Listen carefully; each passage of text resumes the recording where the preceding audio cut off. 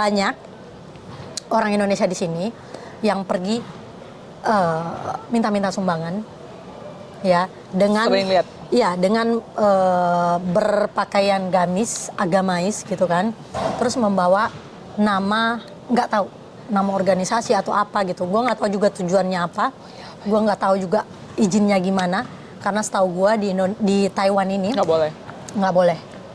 Lu misalnya punya organisasi lu ini ada izinnya, tapi bukan berarti lu bisa melakukan kegiatan itu, minta-minta kayak pergi di TMS di mana gitu kan, tanpa sepengetahuan pengelola setempat, walaupun organisasi lu itu formal atau punya izin.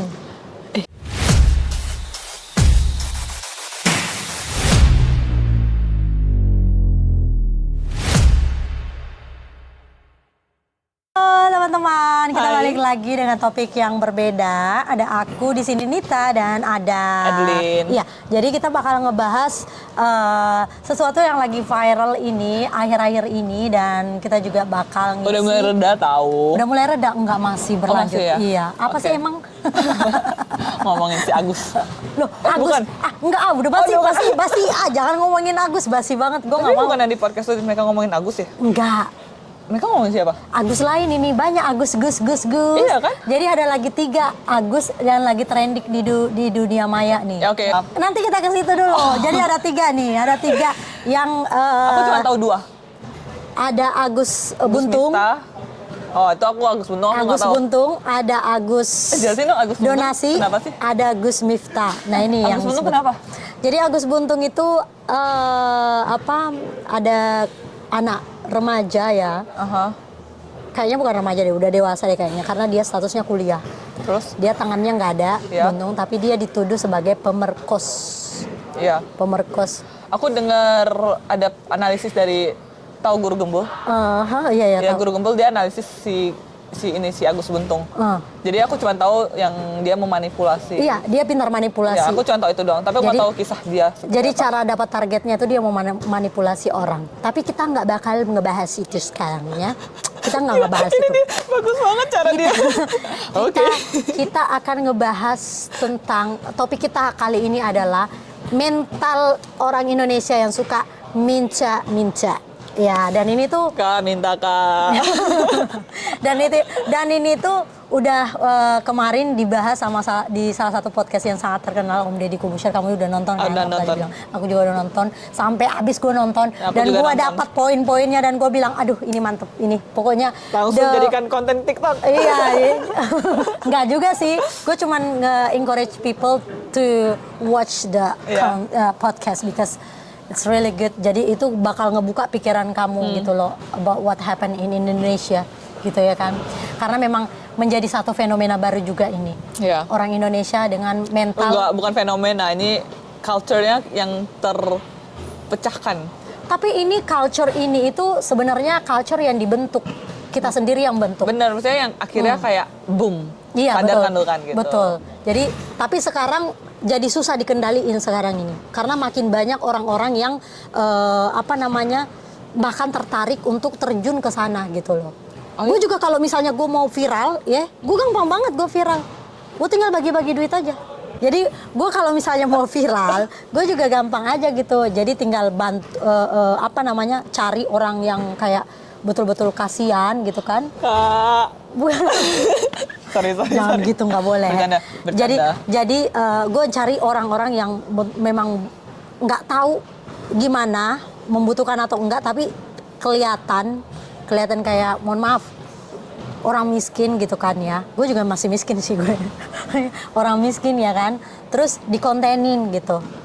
Gue bisa terkenal dengan mudahnya gitu. Di Taiwan. Kalau di Taiwan kayaknya nggak laku. Ya, di Taiwan nggak laku konten kayak gitu, cuy. Di Taiwan itu lebih kayak entertainnya itu lebih, bukan yang drama. Harus pakai mikir. Iya, harus mikir, harus terkonsep, harus. Iya. Gue tahu sih orang-orang yang berkonten-konten kayak gitu juga pasti mikir dan berkonsep juga, cuma lebih ke nggak bagus. Selagi kan lu sekarang cukup terkenal di Taiwan, banyak nggak orang yang kayak, Kak, aku kesulitan? Oh, banyak banget. Banyak banget. Oke, coba satu kasus yang lu paling. Gue nggak kasih tahu lu aja, berapa ini imbok-imbok yang gua hapus setiap minggunya. Ini di minggu ini nih. Di minggu ini nih. Di minggu ini nih. Lu lihat sama orang-orang nih. Info ini dong Kak. Nah, kayak gini. Jadi bantu cari ini kerja, Kak. Masalah-masalahnya apa segala macam. Lu mikir nggak? Mereka mental apa yang dibilang Felix Xiao? Mental miskin. Ya, tapi mereka karena ini nggak sih, aku pertanyaan ini beneran kayak karena mereka udah nggak tahu harus nyari siapa dan dia ngeliat kakak sebagai seseorang yang bisa kasih pandangan. Gue selalu bilang, lu kalau misalnya mau dikasih masukan, gue nggak mau bilang nasihat karena gue bukan penasehat gitu kan. Lu mau dikasih masukan, lu mau dikasih lu mau denger pemikiran gue tentang masalah lu, gue kasih. Tapi kalau lu minta job, minta ini enggak. Kalau lu mau dikasih buat dikasih pemikiran, pilihan-pilihan mana yang bisa lu ambil menjadi solusi, it's okay, I'm okay with that. But if you ask for solution, no, it's not my problem. Lu bukan tipe orang It's yang your problem. orang nggak bisa makan, lu kasihkan, tapi Nggak. lu ajarin cara mancing. Iya, gue tipikal orang kayak gitu. Lu nggak punya duit, ya, lu nggak punya duit, lu butuh makan, lu kelaparan, gue nggak bakal ngasih lu duit langsung buat beli makan atau makanan langsung buat ini, kecuali lu udah bener-bener mau mati di situ, baru gue kepikiran, oke, gue kasih lu, tapi ntar gue bakal kasih tahu lu. Dan itu tuh dijelasin banget di podcastnya. Di Al-Quran juga ada, tapi dijelasin juga di Felix Show. Makanya gue bilang, this is the podcast of the year. Gue bilang gitu. Soalnya perspektifnya Felix Show itu sering gue angkat juga di TikTok gue selama ini, ya, tentang orang-orang protes-protes gue tentang orang yang suka minta-minta apa segala macam gitu. Bukan berarti kita nggak boleh nolong. Bukan berarti kita nggak boleh nolong, benar banget. Dan mental seperti itu tuh menjadi ini juga di Taiwan, menjadi yang menjamur. Itu nggak sih yang kayak nyanyi-nyanyi ngamen minta-minta padahal nggak ada sertifikat. Nah, itu kayak yang gitu. Lu bilang kan? Iya, yang kayak gitu salah satunya. Tapi sebenarnya itu bukan orang Indonesia, itu orang Filipina. Nah, kenapa orang Filipina itu mengcover dirinya sebagai orang Indonesia? Because they know. Orang Indonesia They suka know memberi. that yes, orang Indonesia itu suka memberi dan orang Indonesia itu mentalnya suka minta. Iya, jadi ada dua kita jadi ada dua side ini. Ya, jadi kita ada di dua posisi. Kita yang terlalu dermawan, kita juga yang punya mental minta-minta. Ya kan? Makanya orang Filipina nggak masuk akal ya? No. Let me explain to you. Jadi orang Filipina atau orang Vietnam yang ada di Taiwan ini memanfaatkan situasi tersebut biar kalau misalnya mereka dilihat sama orang-orang banyak, mereka terlihatnya atau tercovernya sebagai orang Indonesia. Yang mana orang Indonesia, mohon maaf, masih dikenal sebagai orang yang suka minta-minta. Masih banyak orang yang... Banyak nih? Banyak weh. Di Taiwan? Iya, banyak weh. Orang Lu nggak tahu Indonesia? aja. Iya, banyak. Jadi mental miskin kita bilang ya. Karena selain mengharapkan sesuatu dari orang lain dengan cara instan gitu. Makanya mereka mengcover dirinya sebagai orang Indonesia gitu. Jadi di satu sisi dia nggak dapat nggak menjelekkan negara dia, tapi negara kita yang tercemar. Di sisi lain mereka memanfaatkan situasi orang-orang Indonesia yang dermawan. Yang terlalu gampang mengasihani orang. Kayak gitu. Jadi dia mengambil kesempatan itu karena melihat dua sisi dari orang Indonesia pintar yang tinggal di Taiwan. Ya, pintar menurut gue. Tapi yang jadi korban kita sebagai orang Indonesia. Sebagai identitas Indonesia. Identitas kita yang jadi kayak rusak banget gitu loh. Ya, tapi lu kan bilang lu udah lihat podcast itu. Yang lu dapat dan lu agree itu apa? Yang gue paling, itu gue udah denger dari minggu lalu, jadi kayak udah agak buram, udah agak lupa inget. Yang aku paling inget itu adalah yang dia bilang ada orang Indonesia tentang pemerintah atau hukum gitu. Ini yang udah terakhir sih, yang pas dia ngomongin Lucinta Luna itu loh. Yang kita di Indonesia itu kita ada tendensi untuk, jadi apa kata penista agama dan apa kata hukum ini saling mendorong, tau nggak? Bentrok menurut. Bentrok. Jadi kayak dia menista agama tapi dia sesuai hukum. Ingat nggak yang terakhir yang lu nggak nonton sampai akhir? Gue nonton. Ingat nggak yang dia ada? Tapi kan belum bahas. Tapi itu cukup yang kayak ya benar juga ya gitu. Iya. Kayak, Jadi kita kayak, di Indonesia banyak hukum-hukum, tapi itu kan udah bukan ngomongin kita nggak ngomong, iya. Tapi itu yang gue paling ingat nggak ada dari korelasinya. yang gue paling ingat sama yang dia ceritain tentang si Al-Quran. Di Al-Quran ternyata ada yang kayak lu kalau kerja, lu kalau nggak punya duit, lu minta ke orang, terus si nabinya nggak kasih lu duit, tapi dia ajarin Oh lu. iya, ya yang gue bilang tadi Iya, kayak caranya. Iya, lu pulang, lu ambil Cara kerja buat ngasih. 2 dirham itu, terus kayak ntar menghasilkan, lu balik lagi ke gua 1 minggu kemudian, pas udah ini baru gua bisa kasih bantuan lagi. Kasih bantuan lagi, iya. Tapi orang Indonesia tidak seperti itu. Jadi Katanya kebanyakan kan banyak orang Indonesia yang tidak hidup sesuai dengan apa yang mereka pelajari. Itu cuma teori dong. ya, tapi itu kan itu bukan teori aja, itu kan emang ajaran kalau di Islam. Kalau di Islam. Maksudnya itu ajaran tapi yang tidak dihidupin mereka. Oh ya, yang tidak dianut, tidak dijalankan. Iya. Gitu. Karena kebanyakan ya tahu sendiri di Indonesia kan majemuk juga. Bukan walaupun orang Indonesia banyak ya berapa persen tuh 80% orang Indonesia itu Islam, tapi kan kebanyakan yang punya power untuk nge-influence orang Indonesia itu kan non Muslim juga. Oh ya? Yes, nggak tahu lah ya. Tapi kan ini kalau kita ngomongin tentang mental dan ini kan berarti harusnya ini kan kita ngomongin dulu siapa yang meng-create ini. Jadi yang kebanyakan meng-create itu adalah orang yang ini kita konspirasi nih. Ya siti-siti lah di ke situ ya, siti-siti. Katanya Belanda dulu. Bukan, enggak itu udah terlalu jauh menurut gue. Tapi yang di sekarang ini, lu lihat deh sekarang konten-konten kreator yang sekarang lu, yang suka bagi-bagi duit lo. Cindo semua ya kan. Willy Salim. Nah itu yang disinggung juga sama si Felix Xiao kan. Nah makanya yang kayak gitu sebenarnya yang meng-create dan tidak, mereka kan juga mungkin tidak tahu ya apa yang ada di Al-Quran, apa yang seharusnya dijalankan gitu. Jadi mungkin tapi mereka kayaknya terlalu general deh, kayak nggak cuman apa? Cindo, kayak itu menurut gue agak sensitif. Iya banyak. Gue bilang nggak cuman Cindo aja atau nggak cuma yang non Muslim aja. Cuman dimulai dari orang-orang yang punya power seperti itu. Makanya sekarang lebih banyak lagi dan orang bahkan orang Islam sendiri atau orang Muslim ya. Kita nggak ngebicarain ini ya rasis atau apa ya. Tapi ini fenomena aja ya. Ya. Tapi ini aku inget something yang kayak awal mulanya ini ada tuh karena sorry. Mereka tuh ikutin kalau content creator ya, mereka mostly ikutin content creator orang US. Ini kan awal-awal kasih-kasih itu kan sebenarnya ikut video-video di US kan. Dan US kebanyakan orang ya minta-minta juga banyak kan. Enggak, maksud gue kebanyakan orang non juga kan, maksudnya non Muslim ya kan. Kalau kita compare tentang budaya-budaya agama. Ya, jadi sebenarnya agama ya something else gitu, tapi memang mental orangnya itu memang mereka secara psikologikal, kita kan ngomong psychological, memang suka yang seperti itu. Enggak, tadi kan kita membahas tentang apa yang diomongin sama Felix Xiao yang tentang di agama, harusnya kan itu yang dianut. Enggak, harusnya kan itu yang dianut sama orang Indonesia yang memang 80% kurang lebih itu adalah menganut agama Islam, tapi kenapa itu nggak dianut, nggak dijadikan contoh. Nah, makanya gue bilang itu karena terkena dampak-dampak barat sih menurut gue. Ya, dampak-dampak barat yang kayak gitu. Ya, makanya lebih banyak berkembang yang kayak gitu. Makanya mental orang Indonesia sekarang mentalnya minta-minta. Tapi nggak bisa sih, kita nggak boleh menyalahkan orang nggak sih? Bukan menyalahkan, kita melihat dampaknya ini loh, dari mana dia berasal loh. Kita tapi kan secara tidak langsung kayak, tapi kan ini karena mereka.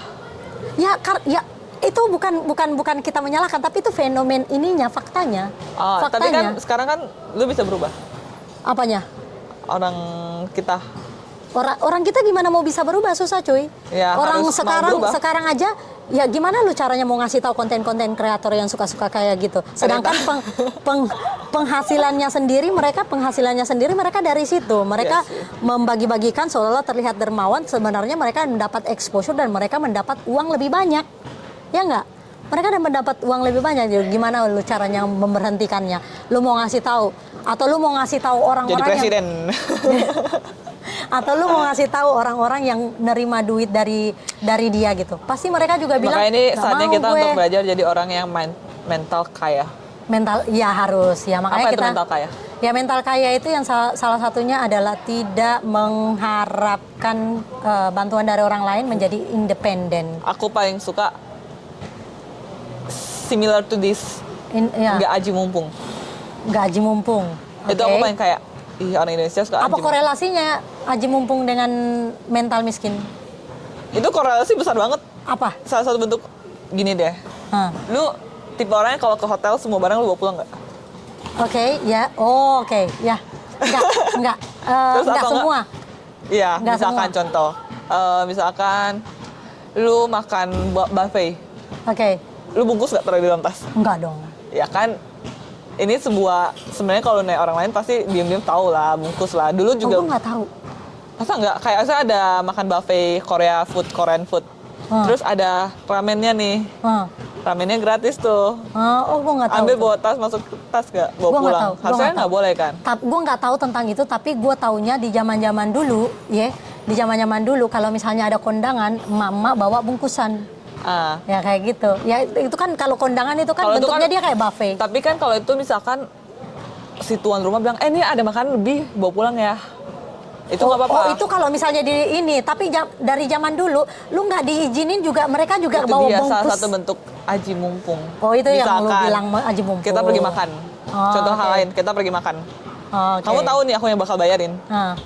Pesennya mahal, pesennya mahal. Harusnya kan lu ada etikanya. Oh iya, iya. Ya make sense sih. Lihat ya. dong Mental si miskin yang bayarin lu siapa. Iya. Dia pesen es teh tawar dan nasi goreng. Masa Iya. lu mau pesen stik sapi sama minuman yang mahal? Iya, nggak tahu diri Itu anjir. namanya nggak tahu aji mumpung. Jadi kayak gue tahu gue bakal dibayarin, gue pesen yang Iya. paling mahal. Itu kan Iya. salah satu bentuk.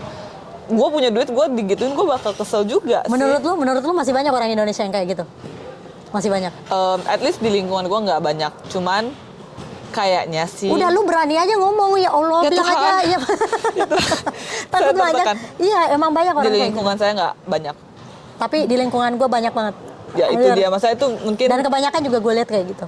itu dia. Maksudnya kayak salah satu mental miskin yang aku paling iya ya gitu. Dulu aku sempet jadi kayak gitu karena culture kan kayak ada apa ambil bawa pulang. Tapi Iya. sekarang udah paham akan hal ini kayak no. Tapi secukupnya. sekarang juga orang tambah tua, tambah nggak tahu diri banyak kok. Banyak. Ya kan itu nggak kayak semua ya, yang nggak kita semua. bilang tapi tadi kan. Lu karena teredukasi, lu tahu ada mana etika yang bener, hidup, ada etika, mana iya. benar, ada yang kayak ini konsekuensinya apa kalau lu jadi seperti ini, apa yang orang bisa lihat dari apa yang gua lakukan. Kayak karakter gua kan bisa terlihat dari apa yang gua kerjakan. Iya, betul-betul. Jadi itu hal-hal kecil yang lu nggak tahu sebenarnya orang ngejudge lu gitu. Nah, berarti apa yang dibutuhkan oleh masyarakat Indonesia untuk mengubah mental miskin menjadi kaya adalah Saya tidak tahu. edukasi. Oh bener. Ini dia. Edukasi dong. Itu dong. Edukasi. Edukasi. Jadi Iya, gue Lu- bersyukur sih gue teredukasi. lu atau gue sebagai bisa dibilang sebagai pelopor untuk generasi masa depan gitu kan. Keren. Nah, ini bener gue serius nih.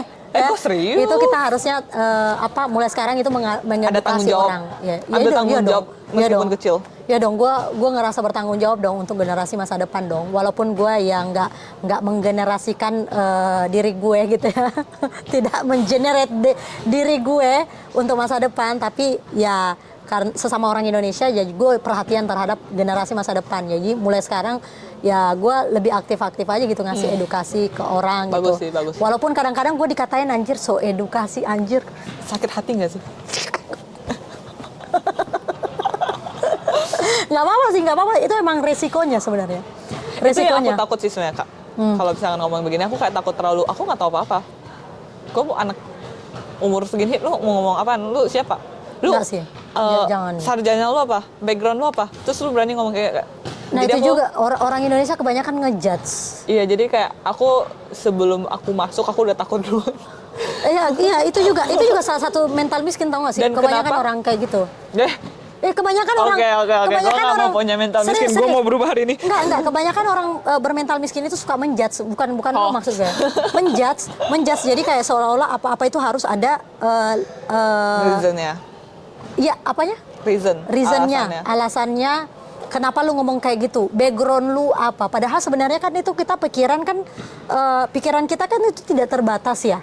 Bisa aja pikiran-pikiran cemerlang itu datang dari orang yang tidak punya edukasi yang ofisial, Iya. misalnya dia ke sekolah atau apa, bisa aja gitu. Tapi orang itu nggak memandang, selalu aja melihat backgroundnya apa ini. Oh, yang dikatakan benar, yang dikatakan Nita ini benar karena dia sekolah ini gitu kan. Tapi bisa aja, gue juga salah. Tapi itu bisa dibangun gak sih? Apa? Bisa dibangun gak sih? Bisa dibangun gimana maksud lo? Image yang tadinya lu bukan siapa-siapa, tapi karena lu udah terkenal, orang jadi menutup mata, lu bukan siapa. Gua nggak peduli lu bukan siapa-siapa, tapi lu terkenal.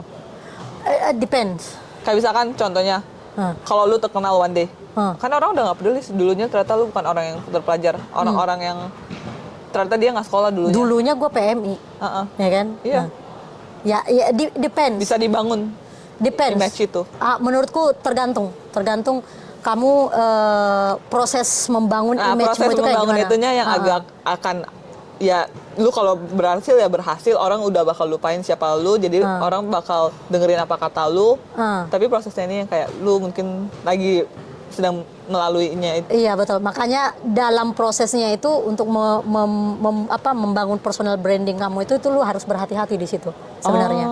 Karena lu ada yang salah aja lu yang bisa dikulik sama orang, nanti pada saat lu di on the top gitu, orang yang nggak suka sama lu Langsung dibuka. langsung bakal ngelihat celahnya. Oh ini loh yang kayak gini, dan lu tahu sendiri kan gimana cepatnya informasi menyebar itu dan bisa menjatuhkan orang. Lu kenapa mau takut? Serem, woy. Nggak apa-apa selama lu. Tapi karena gue sekarang bukan siapa-siapa, gue harusnya nggak usah takut sih. Kalau gue sih bukan gue sih nggak masalah gue Maya. Gue misalnya one day gue ada di on the top gitu, terus ada orang yang mau bongkar masa lalu gue, mau salah gini gue bisa nangkis. Tergantung ini orang, kadang-kadang banyak nih orang artis-artis top atau apa gitu. Menurut gue ya seharusnya lu nggak usah pusing kalau misalnya lu mau dijatuhin. Tergantung lu ngelola pikiran lu gimana buat ngejawab atau menghadapi masalah kayak gitu. Selama lu ngehadapinnya dengan cerdik, menurut gue it's fine. Itu orang itu nggak bakal jam terbang nggak sih? Ya, jam terbang, betul-betul. Kalau udah terbiasa udah kayak gue tahu nih taktik apa yang lagi dimainkan. Karena banyak banget orang yang nggak tahu sih sebenarnya. Karena udah langsung melejit aja kayak roket, udah sampai di atas tapi nggak prosesnya nggak benar-benar sakit. Jadi nggak tahu caranya buat menghadapi. Terkejut. Iya, jadi terkejut aku sakit jadi hilang. Aduh. Oke, sekian. Oke. Belum. Kita udah harus keras loh, bro. Belum, Gua bro. belum makan siang nih. 2, 3, 4, bro. Oke, udah. Lo ini dulu nih, biar nggak iklan nih, ya kan. Oke. Nih, makan dulu. Ini kita recordingnya di sela-sela kita kelas, by the way. Yap. Gimana lanjutin apa yang pengen ngomong lagi? Oke. Gue dengerin aja deh kali ini. Tadi kan di Gue awal tadi bilang gue dengerin aja, gue banyak komentar juga ya. nggak apa-apa. Ini melatih critical thinking lo untuk dikeluarin gitu. Jadi jangan stuck di pikiran aja. Ya nggak? Lu terima kasih sama gue nih. Makasih. Jadi Guru oke. public speaking gue. Anjay! Lu tahu nggak public speaking gue berapa sekarang? 100 cuy. Lu kalau dapat 105 juga masuk akal sih. 100 gue anjir, 100. Padahal gue jarang datang. Tapi setiap kali gue ngomong di depan ini Si Roberto kan? bukan. Oke, Ada orang lanjut. ini. Oke. Tadi kan kita ngomongin tentang mental miskin gitu, yang di Indonesia ya. Nah, ini di Taiwan terjadi, coy. Lo tau nggak? Banyak orang Indonesia yang kita tadi juga udah dibahas ya, tapi kita dibahasnya tadi di awal tentang orang Filipina yang menyamar atau mengcover dirinya sebagai orang Indonesia. Lo tau nggak kalau di sini banyak orang Indonesia yang mental miskin juga, yang mental miskin itu jangan selalu diartikan negatif ya, kayak dibilang miskin orang nggak punya apa-apa segala macam, enggak. Cuman Orang kaya juga bisa mental miskin. Betul. Jadi mental miskinnya itu kayak misalnya PMI di sini dia tidak bisa men-solve problemnya sendiri. Jadi selalu mengharapkan bantuan dari orang lain, selalu mengharapkan Curhat dari ke agent. Ya, curhat ke agennya apa segala macam, dan itu menurut gue juga mental miskin. Nah, tapi dari satu sisi mereka tuh tidak punya pilihan karena mereka tidak diedukasi dari awal. Kalau misalnya Sebelum punya nyampe ke masalah, Taiwan. betul, sebelum sampai ke Taiwan, gimana caranya men-solve problem-problem seperti ini. Makanya mereka bergantung, makanya tersambunglah mental miskin yang dari Indonesia ke sini, gitu loh. Padahal kalau kita lihat pekerja-pekerja migran yang lainnya, itu mereka anjir kayak Filipina, anjir. Mana ada dia benar-benar agent. Mana ada dia sampai mau curhat ke agent, enggak.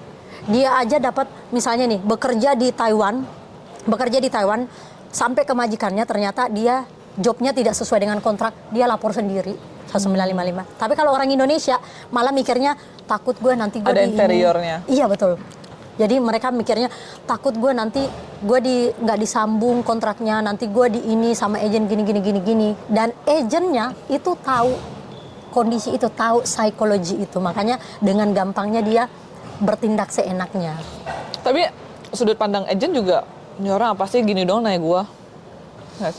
Nah makanya terbangun dari mental miskin yang dibawa dari Indonesia.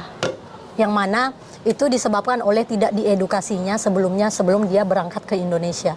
Kayak gitu, ngerti ya maksud gue ya? Jadi sekali lagi jangan mengartikan mental miskin itu kayak udah lu kayak terhina banget gitu. Enggak. Bisa berubah kok. Bisa berubah kok sebenarnya itu ya. Dengan cara ikutin TikToknya Musikta yang banyak banget edukasinya, dan jangan lupa subscribe ini gitu. kayak gitu ya. Jadi makanya gue lebih ke ngasih edukasi ke mereka, dan gue kadang-kadang ngebantu mereka juga, kayak nganterin mereka kemana, kayak gini apa. Cuman gue nggak mau ngebanyakin bantu, gue ngebanyakin kasih informasi. Lu bikin sendiri deh, lu ngejalanin sendiri deh, biar lu tidak tergantung sama orang lain. Aduh. Oke. Masuk akal. Gue support. Dan lagi mental miskin yang kedua, gue nggak tahu ya, gue mau berstatementnya kayak gimana. Soalnya ini berhubungan sama, mau dibilang perilaku agama juga bukan. Jadi gimana ya? Oke, gue mulai dulu dari sini nih. Banyak orang Indonesia di sini yang pergi minta-minta sumbangan. Ya, dengan berpakaian agamais gitu kan, terus membawa nama, nggak tahu nama organisasi atau apa gitu. Gue nggak tahu juga tujuannya apa, gue nggak tahu juga izinnya gimana, karena setahu gue di Taiwan ini nggak boleh. Lu misalnya punya organisasi lu ini ada izinnya, tapi bukan berarti lu bisa melakukan kegiatan itu, minta kayak pergi di TMS di mana gitu kan, tanpa sepengetahuan pengelola setempat, walaupun organisasi lu itu formal atau punya izin. Ini seru banget. Iya kan? Iya. Aku sering ketemu yang kayak gitu, lagi makan di Taipei Main Station, lagi makan makanan Indo, tiba-tiba orang datang, kak nggak apa-apa kak, sekecil apapun kita hargai. Gitu kan ngomongnya kan. Iya, kayak jatuhnya kayak maksa nggak sih? Lu enak nggak digituin? Aku nggak pernah kasih orang begitu. Gue juga nggak pernah. Aku kayak beneran tipe orang yang nggak suka kasih pengemis, jujur. Aku lebih suka kayak bener-bener kasih ke organisasi, aku langsung transfer langsung aja gitu, iya, kan lebih jelas gitu kan. Nah, tapi ini aku nggak tahu banyak dia kemana kan uangnya kita. Ini banyak cuy. Jadi kemarin gue juga sempat angkat di video TikTok gue yang kayak gini. Orang lain yang ngangkat tentang ini, dia diserang sama organisasi apa, pokoknya yang menyamar lah di akun-akun TikTok. Kalau gue ya cuman 1, 2, 3. Gue bilang gue ladenin lu mau komentar apa gue ladenin. Dan faktanya banyak banget orang yang merasa terganggu, banyak orang Indonesia yang agree dengan saya gitu, ya kan? Artinya apa? Artinya memang yang kayak mental miskin kayak gini tuh menjamur di sini, menjadi hama juga di sini, tau gak sih? Mempermalukan orang-orang lain yang sebenarnya nggak berbuat kayak gitu. Tidak seperti itu. Itu kayak stereotipin orang Indonesia jadinya. Betul. Jadi kayak kita merasa kayak ini aku ada cerita nggak sih, aku lagi research tentang hal ini. Enggak. Aku lagi research, aku kerjain tesis kan. Aku pokoknya bahas tentang bagaimana media membuat perspektif orang Indonesia tuh jadi terlihat, orang Southeast Asia terlihat jadi buruk. Karena nggak semua orang seperti itu. Yep. Dan itu beneran ada. Jadi orang Taiwan pun cara dia melihat orang Indonesia pun kayak, pas aku misalnya contohnya ya, hal kecil aku bilang ke orang Indo, cara pandangnya langsung kayak Tapi kalau aku bilang aku orang Malay, aku orang misalkan Singapura, mereka kayak oh Singapura, wow. Tapi karena ada stereotipnya tersendiri. Ya, dan itu kayak aku nggak bisa salahin mereka, tapi juga memang faktanya seperti Iya, itu. ya gitu itu kan. unconsciously akan membuat orang jadi kayak orang Indonesia seperti ini. Jadi kayak nggak salah tapi gue ya itu makanya aku nggak nyaman kadang. Sebenarnya stereotip tentang posisi Indonesia ini ada di bawah ini tuh udah ada sebelum ada hal-hal kayak gitu. Di mana memang kebanyakan orang Indonesia di sini tuh kan bekerja sebagai PMI, PMI yang di sektor informal yang bekerja sebagai PRT itu tuh menjadi stereotip buruk orang Taiwan sendiri. Udah menjadi ditambah lagi dengan hal-hal kayak gitu. Iya, kasus-kasus. Tambah lagi berita-berita yang mereka berkasus, tawuran, segala macam. Nah, kayak gitu. Mari kita luruskan ini semua teman-teman. Kayak gitu yang disebutnya itu kayak mental miskin gitu loh. Jadi sekali lagi ya teman-teman ya, jangan melihat, jangan menganggap kita berbicara tentang mental miskin ini seolah-olah uang, bukan. Tentang uang atau seolah-olah memposisikan orang yang bermental miskin, atau kalau misalnya lu merasa lu mental miskin dengan apa yang kita bahas ini, lu itu posisinya ada di bawah. Enggak kayak gitu. Tapi ini adalah